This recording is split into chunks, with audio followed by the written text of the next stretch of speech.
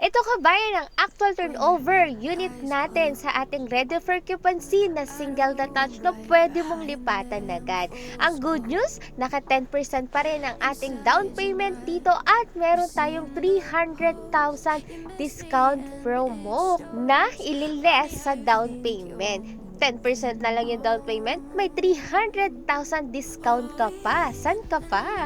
Tara na kabayan, meron tayong pre-tripping ha. Let me know lang kung kailan kayo available para maabutan nyo pa itong nag-iisang unit na available natin. So, dito tayo ngayon sa kitchen. Yung kanina pinakita ko ay living area and then ito ang inyong formal kitchen na meron na ding built-in cabinet. And then sa kabilang side lang ang inyong dining area na merong malaking bintana. Talaga namang well ventilated. And then ito ang yung sliding door na going sa inyong excess slot pa. Ayan na ang kabuuan. O, diba ang luwag? By the way, ang floor area ng bahay na ito ay 112 square meter. And then, ang lot area natin ay 204 square meter. Ang taas din ng ceiling natin at naka-drop ceiling pa ang ceiling natin sa inyong bandang dining area.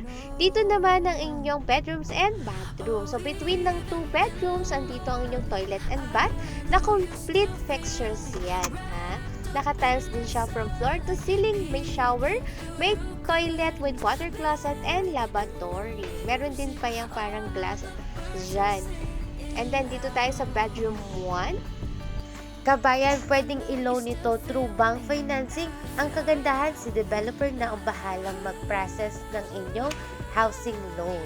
Kaya naman, hassle-free ka na sa pag-process ng inyong housing loan. Andito na tayo sa bedroom 2. Same size lang ng bedroom 1. And meron na din tayong USB port na outlet.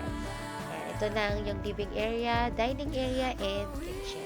And naka-smart lock na din itong ating door. Tara, dito naman tayo sa labas. Dito sa kabilang side, may 2 meter space ka pa dyan. Ayan yung door sa dining area. Access mo dito sa inyong service area. Pwede ka dyan mag-laundry area.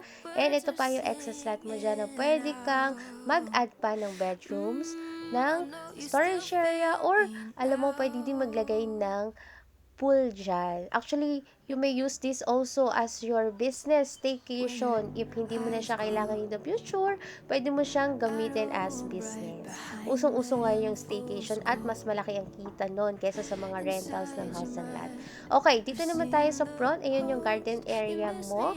Tapos, dito sa parking natin, kaya hanggang 2 sasakyan na naka-cover na. Diba?